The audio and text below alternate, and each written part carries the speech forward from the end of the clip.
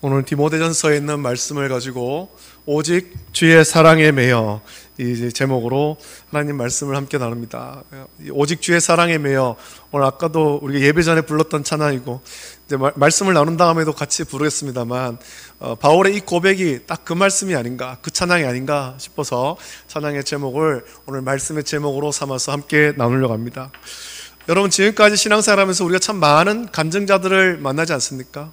때로는 우리 주변에서 만나기도 하고, 때로는 어떤 연예인들이, 때로는 어떤 강사들이 간증을 하는 것을 우리는 꽤 많이 듣고 보았습니다.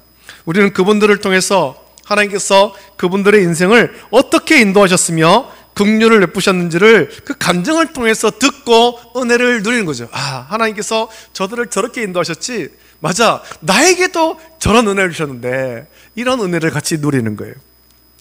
우리가 만난 많은 간증자들은 한결같이 인생의 역전한 사람들이죠.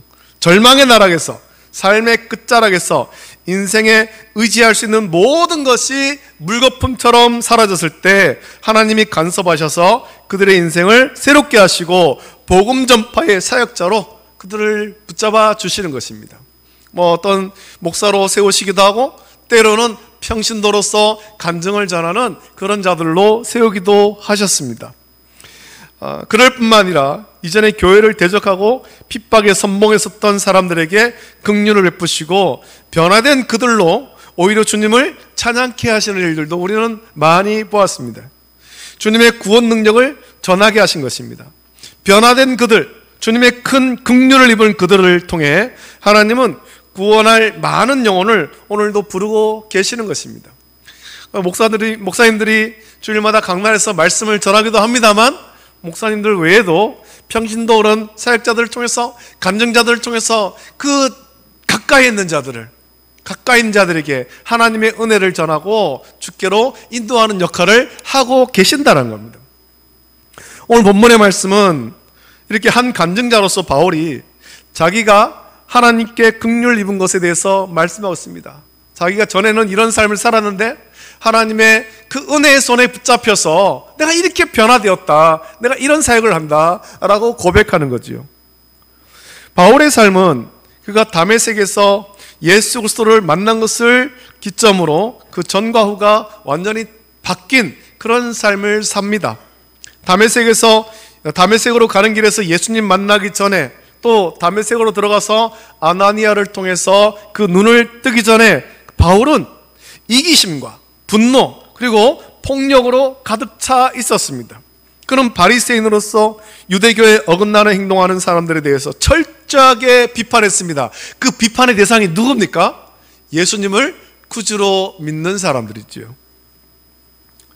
우리가 아는 대로 스데반 집사의 순교 현장에서 바울은, 그때는 사울일 때죠, 증인으로 서 있던 사람 아닙니까? 스데반 집사에게 돌을 던지는 모든 사람들이 그들의 겉옷을 벗어서 사울 앞에 놓고, 사울이 그 자리에 증인으로 있었던 거예요. 저 사람은 죽어 마땅한 사람이다, 돌에 맞아 죽어 마땅한 사람이다 라는 증인으로서 그가 거기에 서 있었습니다. 그 이후에 예수님 믿는 제자들을 잡아서 공회에 넘겨주는 일에 앞장서는 사람이 되죠. 그러나 다메섹으로 가는 그 사건 이후에 바울은 전혀 다른 사람이 되었으며 그의 인생에서 이기심과 분노 대신에 예수 그리스도의 사랑과 감사로 가득하게 되었습니다. 그것은 바울이 이전에 알지 못했던 구원을 얻었을 뿐만 아니라 사도로 택함받는, 그 이방인을 위한 사도로 택함받는 특권을 그가 받았다라고 고백하기 때문입니다. 다른 12명의 사도들처럼 예수님께서 직접 불러서 제자로 삼고 사도로 세움받고 그런 것은 아니지만, 바울은 다메섹의 사건과 또 그 모든 은혜를 묵상할 때, 하나님께서 나를 이방인을 위한 사도로 세우셨다, 자신 있게 고백할 수 있었습니다. 오늘 본문은 바울이 하나님께 받은 긍휼의 복을 몇 가지 말하고 있습니다. 우리 그것을 좀 살펴보기를 원합니다. 먼저 12절에서 바울은 나를 능하게 하신 그리스도 예수 우리 주께 감사한다 라고 고백합니다. 그리스도께서 그에게 주신 내적 능력을, 그 능력이 있어야 하는 사역이 무엇인지 자세히 말하기도 전에 먼저 말하고 있다는 것은 참 놀라운 일이죠. 감당하는 데 필요한 능력을 공급하지 않고 직책을 맡기는 것은 생각할 수 없는 일입니다. 사람을 살펴서 이런 일에 적당한 사람이 누구인가, 저 사람이 그 능력을 갖고 있는가, 그 사람의 능력을 먼저 살피고 그 이후에 그 자리에 세우는 것이 보편적입니다. 그러나 우리 주님께서는 그를 능하게 하신, 그에게 능력을 주시고 일을 감당하게 하셨다라는 겁니다. 두 번째로는 내가 감사함은 나를 충성되이 여기셨다라고 바울은 고백하죠. 보통 어떤 직분자들을 임명할 때 이 말씀들을 참 많이 나옵니다만, 예수 그리스도께서 바울이 본래 믿을 만한 자임을 꿰뚫어 보시고 그를 충성스럽게 여겼다, 그런 말씀이 아니에요. 오히려 바울이 직책을 맡을 만한 적절함과 충성을 갖추게 된 것은 그에게 주겠다고 약속하신 내적 능력 때문이라는 것입니다. 내적 능력 때문에. 아무 능력이 없지만 하나님께서 그에게 능력을 주시면서 충성스럽게 보신다라는 겁니다. 또 세 번째로는 내가 감사함은 나에게 직분을 맡기심이라고 바울은 말합니다. 바울은 자기에게 영적인 능력, 기도할 수 있는 능력, 말씀을 전할 수 있는 능력을 주신 하나님께 감사하고 있죠. 하나님을 더욱 의지할 수 있는 믿음을 주신 것에 감사하는 것입니다. 비록 자신이 사도로 쓰임 받을지 알지 못했더라도 그런 능력을 주신 하나님께 감사하는 것입니다. 그리고 하나님 앞에 내가 잘난 것이 없지만, 내가 뭔가 내세울 것이 없지만, 그럼에도 하나님이 나를 충성된 종으로 봐주시니 감사하다라는 것이고, 그런 능력을 주시고 충성스럽게 봐주셔서 하나님 나라를 위한 직분, 이방인을 위한 사도로 불러주신 것에 너무나도 감사하다라고 바울은 고백합니다. 사실 다메섹 이전에 바울은 도무지 사도의 삶을 살 수 있는 사람이 아닌 것 같습니다. 그의 눈에는 도끼를 넘어서 살기를 품고 있었고, 그에게는 인자함이나 용서, 사랑을 찾아볼 수 없었습니다. 예수님 믿는 제자들, 유대교에서는 그 예수님을 믿는다고 그들을 핍박을 하는데 그들은 죽어 마땅한 사람이다 라고 여겼던 거예요. 바울의 마음속에는 이 도끼를 넘어서 살기가 있었던 겁니다. 예수님 믿는 제자들을 잡아갈 때 인자함이나 용서, 사랑, 이런 것이 없었습니다. 무자비함이 그가 신봉하는 유대교를 위해 옳다고 그는 생각했습니다. 13절 보면 바울은 자기가 어떤 존재인지를 묘사하는데, 그는 회방자요, 핍박자요, 폭행자였다라고 고백합니다. 바울은 교회를 핍박하고 성도를 핍박함으로 미처 깨닫지 못한 채 예수 그리스도를 핍박하고 있었습니다. 그래서 다메섹으로 갈 때 그 밝은 빛 가운데 예수님께서 찾아오셔서 하신 말씀이 그것 아닙니까? 네가 핍박하는 예수다. 주여 누구십니까? 네가 핍박하는 예수다. 예수님께서 그렇게 말씀하셨잖아요. 그가 핍박하는 것은 단순히 교회가 아닙니다. 단순히 예수님 믿는 제자 한 사람이 아닙니다. 그가 깨닫지 못했지만 예수 그리스도를 핍박하고 있었죠. 하나님의 아들을 핍박하고 있었습니다. 회방자요, 핍박자요, 폭행자였다라는 말을 살펴보면 바울은 말에서 시작해서 행동을 거쳐 생각에까지 나아가는 악의 상승작용을 하고 있습니다. 하나님을 대적하는 거예요. 그저 말로만 핍박하는 것을 넘어서 이제는 그의 행동으로 그것이 나타나고 그의 삶 전체가 하나님을 대적하는 것으로, 예수 그리스도를 핍박하는 것으로 나가고 있는 거죠. 예수님을 만나기 전, 예수님 믿기 전에 바울이 그런 모습이었습니다. 그때는 그의 이름이 사울이죠. 악으로 똘똘 뭉쳐진 사람이었습니다. 도저히 교회와 상관이 없을 것 같고, 말씀을 듣기는커녕 교회 문턱도 밟아보지 않았을 것 같고, 성경이 말하는 것이 무엇인지 생각하지도 않고 무턱대고 반대하고 핍박하는 사람, 자기만 믿지 않을 뿐만 아니라 주위에 믿으려는 사람뿐만 아니라 믿는 성도까지 깨어서 믿지 못하게 하는 사람, 교회에 큰 해를 끼치는 사람, 한마디로 구원과는 거리가 먼 것처럼 보이는 사람이 바울이었습니다. 오늘 아침에 제가 교회를 나오기 전에 이 기독교 방송을 보면서 온누리 교회 예배를 잠깐 보고 나왔는데, 오늘 그 목사님께서 나오셔서 말씀하시는 거예요. 자기는 모태신앙이 아니고 초등학교 때 이제 그때부터 교회를 다니기 시작했는데, 초등학교 때는 교회를 가는 것을 반대를 하지 않다가 중학교에 올라가니까 아버지가 반대하기 시작하더라는 겁니다. 그때쯤에 이제 이사를 가게 되어서 교회가 좀 멀어져서 버스를 타고 교회를 가야 되는데, 예전에는 여러분들도 아시겠습니다만 성인들은 토큰을 사용하고 학생들은 회수권을 사용하지 않습니까? 버스를 타고 가려면 회수권이 필요하잖아요. 근데 학교 다닐 만큼만 회수권을 사주신 거예요. 교회 다닐 회수권이 없는 거죠. 교회 다닐. 그래서 걸어서 그 몇 코스가 되는 거리를 걸어서 교회를 다니기도 하고, 또 그 목사님이 얘기를 하는 겁니다. 자기 부친이 시골에서 도시로 나오셔서 이제 그 용역 일을 하시는 그런 분이라서 힘이 참 셌는데, 그 목사님이 웃으면서 얘기하는 거예요. 우리 아버지한테 안 맞아 보셨지요? 그런 거죠. 아버지한테 맞으면서 교회를 다닌 거죠. 맞으면서. 그 목사님이 참 웃으면서 인자하게 말하지만, 그 중학교 어린 때 그 힘이 센 아버지한테 맞을 때 얼마나 무서웠겠습니까? 바울이 그런 사람이었던 겁니다. 그런 사람들이 우리 주변에도 많이 있었죠. 많이. 이런 사람들을 볼 때 이런 사람은 교회와 거리가 멀고 구원과는 상관이 없는 것처럼 그렇게 여겨집니다. 그런 바울이 오늘 본문에서 하나님께 긍휼을 입었다, 내가 하나님께 은혜를 받았다 고백합니다. 자기의 과거를 들추면서 내가 이렇게 핍박자고 박해했고 폭행했던 내가 하나님께 긍휼을 입었다라고 고백하는 겁니다. 본문에서 바울은 두 번이나 내가 긍휼을 입은 것은 이라고 말합니다. 바울이 입은 긍휼은 어떤 긍휼입니까? 바울은 14절에서 우기에 비가 많이 와서 강물이 뚝을 넘쳐오는 것에 비유합니다. 우리 주의 은혜가 그리스도 예수 안에 있는 믿음과 사랑과 함께 넘치도록 풍성하였도다 라고 말합니다. 하나님의 은혜가 장마철 막 집중호우로 강물이 불어서 막 넘쳐 흐르는 거예요. 뚝을 넘쳐 흐르는 것, 뚝을 터뜨리고 그 앞에 있는 모든 것을 싹 쓸어 간다라는 거죠. 넘치는 강물이 더러운 것을 씻어내어서 더러운 것으로 가득 차 있던 것을 깨끗이 정리하고 새로운 것으로 채웁니다. 은혜의 강이 넘치면 그 은혜의 강이 함께 씻고 오는 것은 파멸이 아니며 심판이 아니고 종말이 아닙니다. 오히려 하나님의 복인 것입니다. 우리를 깨끗하게 하신 것입니다. 특별히 바울은 이 복을 믿음과 사랑이라고 말합니다. 하나님의 은혜는 불신으로 가득 찼던 마음에 믿음을 넘치게 채워주시고, 미움으로 가득 찼던 마음에 사랑이 차고 넘치게 해주시는 거예요.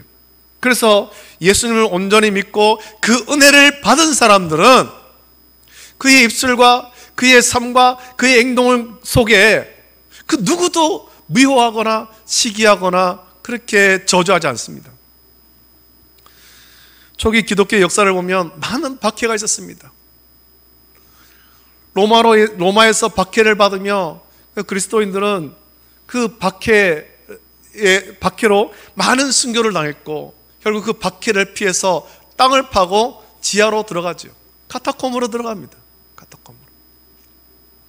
우리가 이런 박해를 받아서 어떻게 살겠는가, 우리도 맞서 싸우자 한 것이 아니라 오히려 박해를 피해서 땅을 파고 땅 속으로 들어갔습니다. 어떤 사람들은 그때 들어가서 죽을 때까지 햇볕을 보지 못한 사람도 있고, 어떤 사람은 그곳에서 태어나서 평생을 땅 속에서 살다가 하나님 나라로 간 사람도 있습니다. 그들이 땅을 파고 땅 속으로 들어갔지만 그 땅 위에서 전염병이 돌고 그런 어려운 일들이 있을 때는 오히려 밖으로 나와서 그 어려운 것들을 돕는 역할들을 감당한 거예요. 잘됐다, 우리를 핍박하더니 우리를 박해하더니 너희들 다 죽어야 돼, 그렇게 한 것이 아니라 오히려 아무도 그 병든 자들을 돌보지 않고 그 시신을 치우려 하지 않을 때 카타콤에 있던 성도들이 올라와서 그 일들을 감당한 거예요. 이게 은혜 받은 사람들의 모습이지요. 은혜 받은 사람, 은혜가 차고 넘치는 거예요. 이미 이 자리에는 과거에 예수님을 믿지 않다가 특별한 계기를 통해 믿음을 소유한 분도 이 자리에 계실 겁니다. 여러분, 우리 자신을 보십시오. 우리가 예수님을 믿는 것은 하나님의 은혜 중에 은혜입니다. 어떤 목사님이 이렇게 얘기하더라고요. 기적에 대한 말씀을 했습니다. 기적. 우리가 참 기적이 일어났으면 좋겠다라고 말하고 있는데 기적은 날마다 일어나고 있는 거죠. 무엇이 기적입니까? 우리가 오늘도 살아가고 있는 이것이 기적이에요. 죽지 않고 살아가고 있는 것, 이것이 기적이에요. 할렐루야. 또한 세상 많은 사람 가운데 하나님께서 우리를 택하여 자녀 삼으신 것, 우리가 예수님을 구주로 믿는 것, 이것이야말로 기적 가운데 기적인 것입니다. 할렐루야. 이거보다 놀라운 기적이 있습니까? 이 기적이 없었으면 우리는 천국을 소망할 수 없고 영생을 소망하지 못한 채 죄악 가운데 살다가 죽게 되는 거죠. 과거에 믿지 않을 때 우리의 모습은 예수님 믿는 가족에 대해서, 그리고 자기를 전도하기 위해 찾아오는 전도자에게 핍박하던 핍박자의 모습이었습니다. 그러나 하나님의 은혜로 예수님을 믿고 난 후에 우리의 모습은 어떻습니까? 누가 시키지 않아도 전도하고, 누가 시키지 않아도 교회에서 봉사하고, 누가 시키지 않아도 기도합니다. 누가 시키지 않아도 지체를 사랑하고 위에서 기도합니다. 인생이 변화된 거예요. 이 변화가 어디서 옵니까? 우리를 구원하신 예수 그리스도께서, 또 우리와 함께 계신 성령께서 저와 여러분을 변화시킨 겁니다. 바꾼 것입니다. 하나님의 사람으로 바꾼 것입니다. 이것이 복음의 능력이지요. 이것이 기적입니다. 주님께서 우리에게 긍휼을 베풀으신 결과입니다. 그렇다면 이제 하나님이 왜 우리에게 긍휼을 베푸셨습니까? 하나님은 그토록 교회를 핍박하고 성도를 박해하던 바울, 알지 못하던 중에 예수 그리스도를 핍박하던 바울에게 왜 이 긍휼을 베푸셨습니까? 바울이 뭔가 대단한 것이 있어서 그런 것이 아닙니다. 하나님 앞에 아무런 내세울 것도 없고 오히려 복음 전파를 방해하던 바울에게 하나님이 긍휼을 베푸신 이유는 오직 하나죠. 우리 하나님이 긍휼하시기 때문입니다. 우리 하나님이 오래 참으시고 긍휼하시기 때문에, 우리 하나님이 우리를 사랑하시기 때문입니다. 하나님이 우리를 용서해 주신 것은 우리가 용서받을 만한 어떤 의가 있어서가 아닙니다. 하나님, 이거 보십시오. 내가 지난 주간 이렇게 선한 일을 했습니다. 그렇게 해서 우리가 용서받는 것 아니라는 겁니다. 내세울 것이 아무것도 없어요. 하나님은 우리를 어여삐 봐줄 어떤 것도 저와 여러분에게는 없습니다. 세상 그 누구에게도 없습니다. 아무리 훌륭한 어떤 위대한 목사님이라 하더라도 내세울 것이 없다라는 겁니다. 우리는 다 하나님 앞에 허물과 죄로 영원히 죽은 죄인입니다. 다만 긍휼의 하나님께서 우리를 긍휼히 계시고 우리를 구원하신 거예요. 그럼에도 오늘 본문에서 바울은 하나님이 자기에게 긍휼을 베풀어 주시고자 할 만한 몇 가지 요소를 말합니다. 첫째는 그의 무지로 인한 과거의 불신에 관해서 말합니다. 13절에서 바울은 이렇게 말하죠. 내가 도리어 긍휼을 입은 것은 내가 믿지 아니할 때 알지 못하고 행하였음이니라 라고 말합니다. 다메섹 사건 이전에 교회를 핍박하고 성도를 잡아가던 자신의 그런 확신과 열정, 그의 무지와 불신은 여전히 잘못입니다. 그 잘못의 책임은 분명히 바울에게 있습니다. 바울은 자기의 무지가 하나님의 긍휼을 요구할 수 있는 근거가 된다라고 말하진 않습니다. 그때 내가 모르고 그랬잖아, 이렇게 말하는 것이 아니에요. 다만 바울은 모든 것을 알면서도 고의로 하나님을 대적하고 교회를 핍박하고 성도를 잡아간 것은 아니었다라고 말합니다. 자신이 예수 그리스도를 구주로 알지 못했을 때 그 무지로 죄를 지었다라고 고백합니다. 그러면서 그 죄를 철저히 회개하는 거지요. 예수 그리스도를 구주로 알고 믿으면서도 교회를 핍박하고 성도를 핍박한다면 그것은 하나님께 용서받지 못할 성령을 회방하는 죄가 됩니다. 그러나 바울은 본문에서 그때는 자기가 예수 그리스도를 알지 못했다라고 조심스럽게 말합니다. 이 말 속에는 그 죄에 대한 회개가 포함되어 있는 거죠. 우리는 모르고 지은 죄에 대해서도 회개해야 됩니다. 예전에 우리 어른들은 그런 기도를 많이 하셨죠. 하나님, 우리 알고 지은 죄, 모르고 지은 죄 다 용서해 주십시오. 알고 지은 죄 분명히 회개해야 되지만 모르고 지은 죄도 반드시 회개를 해야 됩니다. 그러나 하나님의 긍휼을 입은 후에, 다시 말해서 회개한 후에도 그 죄로 인한 고통을 겪을 필요는 없다는 겁니다. 하나님, 내가 과거에 내가 모르고 이런 죄를 지었습니다. 회개했다면 그 이후에 원수 마귀가 와서 봐라, 너 예전에 교회 안 다닐 때 이렇게 했잖아, 정죄를 할 때 그 죄에 더는 눌릴 필요가 없다라는 거예요. 과거의 무지로 인한 죄에 대해서 회개하면 우리 하나님은 긍휼의 하나님이셔서 그 모든 죄를 다 용서해 주십니다. 과거의 잘못을 꼬투리 잡아서 우리를 책망하시는 그런 하나님이 아니에요. 다 기록해 놨다가 너 언제 이렇게 했었지? 예전에 교회 다니기 전에 이렇게 교회를 밖에 했지? 하나하나 끄집어내어서 우리를 책망하시는 그런 하나님은 아닙니다. 바울은 자기를 묘사할 때 오늘 본문 보면 죄인 중에 괴수라고 표현하기도 합니다. 자기가 이 세상에서 존재하는 모든 사람의 죄악과 범죄의 기록을 다 살펴보지 않았고, 자기를 그들과 주의 깊게 비교해 보지 않았으면서도 자기가 그들보다 더 나쁘다라고 결론을 내리죠. 그것은 성령에 의해서 죄에 대한 책망을 받게 될 때 우리의 즉각적인 반응은 그런 모든 비교를 포기하게 된다는 겁니다. 내가 저 사람보다는 좀 죄를 덜 짓지 않았는가? 이런 비교가 안 되는 거예요. 바울은 자기의 죄에 대해서 너무나도 생생하게 깨달았기 때문에 자기보다 더 악한 자가 있다고는 생각하지 않는 것입니다. 성령에 의해 양심이 일깨워지고 책망받게 된 모든 죄인의 공통된 고백을 바울이 지금 본보기로 하고 있는 것입니다. 이런 고백을 통해 주님의 용서하심을 구하며 주님 앞에 엎드릴 때 우리 주님은 두말하지 않고 우리를 용서해 주시는 거예요. 철저하게 자기의 죄를 고백할 때 우리 하나님은 용서하시는 거예요. 아니, 너 좀 지켜보고, 지금 네가 회개하는데 이게 참된 건지 아닌지 내가 좀 지켜보고 나타나는 결과를 보고 용서해 줄게, 그렇게 하지 않는다는 거죠.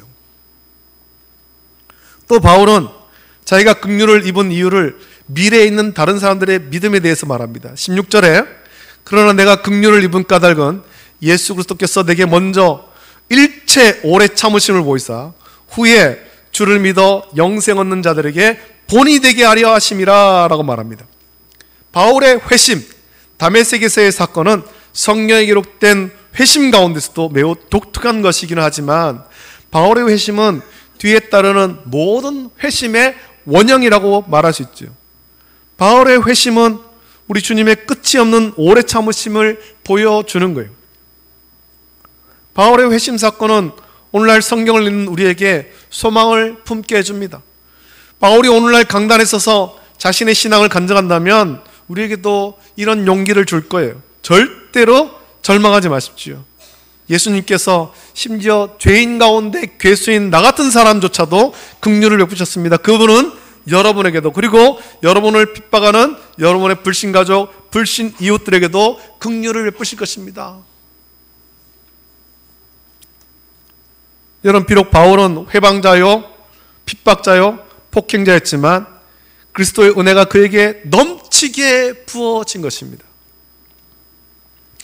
주님의 사랑의 손으로 그를 붙잡으셨습니다.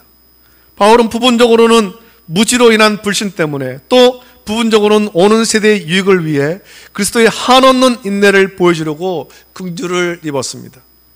복음 전도를 위한 바울의 열정, 이방인의 사도로 자청하며 복음을 전했던 바울의 열정은 그 밑바닥에 그리스도의 은혜, 긍휼, 인내에 대한 이 경험이 깔려 있는 거예요. 내가 하나님께 이런 은혜를 입었어. 그래서 그리스도를 이와 비슷하게 개인적으로 경험하지 못한다면 오늘날 아무도 복음의 열정과 능력을 전할 수 없습니다. 예수님을 알지 못하던 사람이 하나님의 긍휼을 입고 복음을 접하고 예수 그리스도를 구주로 영접하고 세례를 받을 때, 여러분, 우리는 참 그 가슴 깊은 곳에서 우러나는 감격으로 눈물을 흘리는 분들을 우리는 많이 볼 수 있죠. 자기와 같은 사람, 주님 앞에서 아무것도 아닌 자기와 같은 사람에게도 긍휼을 베푸셔서 자녀 삼아주심에 감사하며 감격하는 거예요. 그 은혜에 감격하며 평생을 주님을 위해 살겠습니다 헌신하는 사람들도 많이 있습니다. 하나님께서 우리에게 은혜를, 긍휼을 부어주시는 거지요. 하나님은 우리 모두에게 긍휼을 베풀어 줬습니다. 좀 더 일찍 긍휼을 베풀어 주시고 남들보다 조금 늦게 긍휼을 베풀어 줬다 차이가 있을 뿐이지 우리 모두에게, 저와 여러분에게 긍휼을 베풀어 줬습니다. 그 증거가 오늘 저와 여러분들이 주일 하나님 앞에 나와서 예배하는 것입니다. 우리가 모두 주님의 긍휼을 받습니다. 우리의 날마다의 삶 가운데 주님의 사랑을 찬송하며 변화된 삶을 통해서 복음 전하기를 결단하는 저와 여러분 되길 원합니다. 그 은혜에 감사하는 저와 여러분들이 다 되시기를 예수님의 이름으로 축복합니다. 이 시간에 함께 찬양합니다. 오직 주의 사랑에 매여. 이 말씀은 이 찬양과 이 오늘 말씀 바울의 고백이 아니겠습니까? 오직 주의 사랑에 매여 내 영 기뻐 노래합니다. 이 소망의 언덕 기쁨의 땅에서 주께 사랑드립니다. 주께서 주신 모든 은혜 나는 말할 수 없네. 내 영혼 즐거이 주 따르렵니다. 우리 함께 고백하면서 이 찬양 드리겠습니다.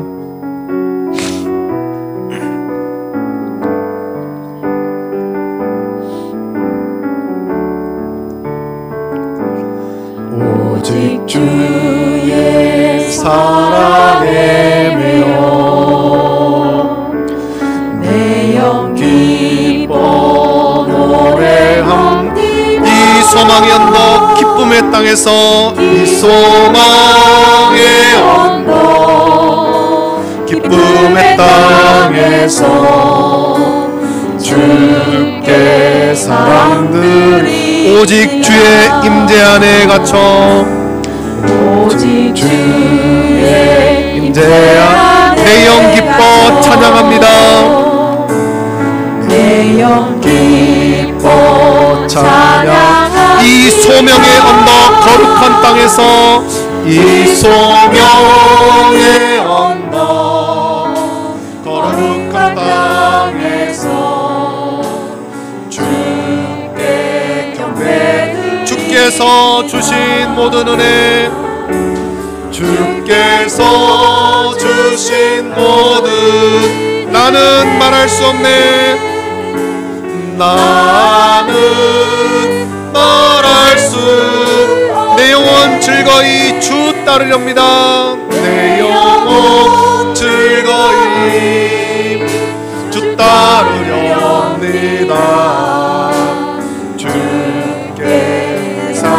주께서 주신 모든 은혜, 주께서 주신 모든 은혜 나는 말할 수, 내 영혼 즐거이, 내 영혼 즐거이 주 따르렵니다. 주께 내 삶 드립니다. 이제 우리 함께 기도할 때 여러분 우리도 바울과 같이 하나님께 받은 긍휼, 하나님께 받은 은혜를 한번 묵상하기 원합니다. 나 같은 자를 긍휼히 여기서 구원하시고 또 하나님을 예배하게 하신 이 놀라운 사랑과 은혜, 이 은혜가 아니고서는 우리가 이 시간 주 앞에 나와서 예배할 수가 없습니다. 이건 놀라운 기적입니다.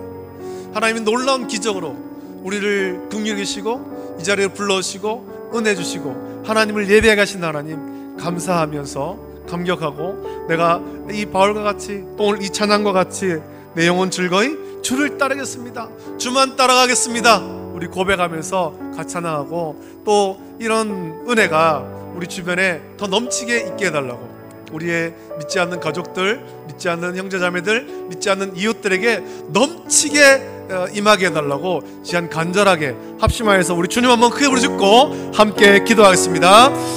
주여, 걸어가신 아버지 하나님, 사랑과 은혜를 감사합니다. 아버지 하나님 시간에 또 아버지를 주의 전에 인도하시고 하나님 말씀 주심을 감사드립니다. 아버지 하나님 말씀 묵상합니다. 하나님께서 바울에게 주신 은혜를 묵상합니다. 바울이 아버지 하나님 전에는 핍박자요 박해자요 폭행자였지만 하나님께 긍휼을 받아서 아버지 하나님 이방인을 위한 사도로 섬기며 복음 전하는 자가 되었음을 고백합니다.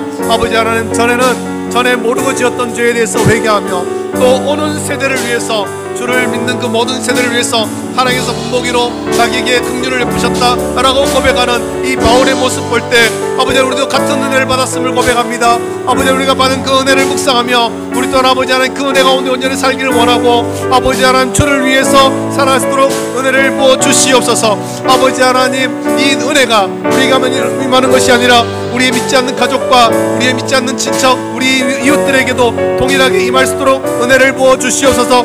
이제 아버지 하나님 다음 주에 설 명절이 있는데 아버지 하나님 그날 우리의 믿지 않는 가족들 친척 이웃들이 다 함께 예수 그리스도를 구주로 믿는 놀라운 은혜가 있게 하여 주시고 복음의 은혜가 있게 하시고 주의 사랑의 은혜가 긍휼의 은혜가 임할 수 있도록 인도하여 주시옵소서. 아버지 하나님 현재 복음 전하에서 이 자리를 채워갈 수 있도록 은혜를 베풀어 주시기를 간절히 소원하옵나이다. 아버지 그 은혜 가운데 온전히 살아갈 수 있도록 인도하시고 복내를 주시고 아버지 하나님 함께 하여 주시옵소서.